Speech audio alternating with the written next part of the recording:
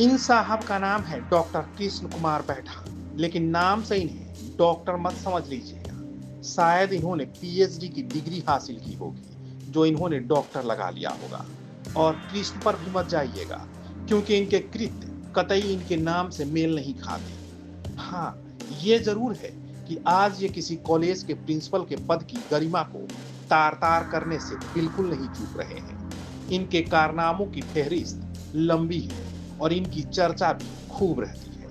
कभी ये हमारे देश की शान झंडा को उल्टा फहरा देते हैं, तो कभी अपने ऑफिस में बैठकर तंबाकू का आनंद लेते दिख जाते हैं। तस्वीरों में दिख रहे ये बैठा जी हैं, अपनी शानो शौकत में कोई कमी नहीं करते हैं, ना किसी से डरते हैं। कई बार इनके खिलाफ शिकायतें भी हुई। कुलपति को तो ये अपने पॉकेट में रखते हैं। मजाल है कि कुलपति भी इनके खिलाफ कोई कार्रवाई कर दे। कुलपति तो इन पर लगे आरोपों से खुश होकर इन्हें मानो सम्मानित करता है। पूरा मामला जयप्रकाश विश्वविद्यालय से जुड़ा है। जी हाँ, वही विश्वविद्यालय जो आए दिन छात्र आंदोलन का गढ़ बन गया है और जिसे भ्रष्टाचार का अड्डा कहे तो वो भी कम होगा। और उसी भ्रष्टाचार के ये भी नमूने हैं। डॉक्टर कृष्ण कुमार बैठा के खिलाफ माननीय पटना उच्च न्यायालय ने स्ट्रिक्चर पास किया था। विश्वविद्यालय ही इनके विरुद्ध उच्च न्यायालय में शपथ दायर किया था, जिसके बाद कोर्ट ने अपने आदेश में कहा था, the respondent number 8 appears to be running a parallel administration in the college। यानी कि वो एडमिनिस्ट्रेशन के पैरेलल अपनी एक अलग सरकार, अलग सल्तनत चला रहे हैं।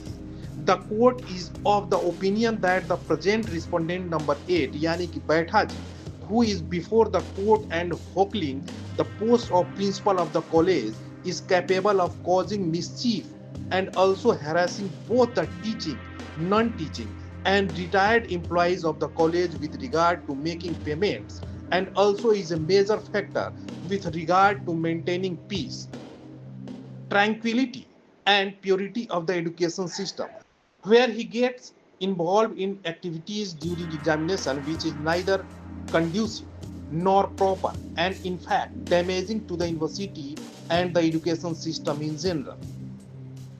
It is the vice chancellor of the university who has to run its administration and has to ensure that there is no insubordination or deviant conduct of any of its officers, employees, both teaching and non-teaching. The court is not initiating or taking action against the respondent number 8 and leaves it to the vice chancellor to take a call on the issue।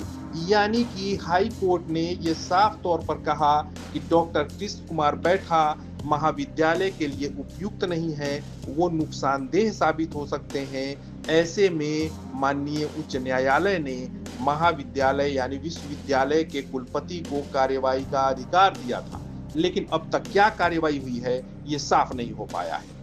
बता दें कि जगदम महाविद्यालय में प्राचार्य रहते इन्होंने 15 अगस्त 2023 को उल्टा झंडा फहराया था, जो राष्ट्रीय झंडे का अपमान और राष्ट्रद्रोह का मामला था। उनके इस कृत्य पर वर्तमान में पदस्थापित माननीय कुलपति द्वारा एक जांच समिति भी बनाई गई थी, लेकिन जांच का क्या हुआ आज तक पता नहीं चल पाया।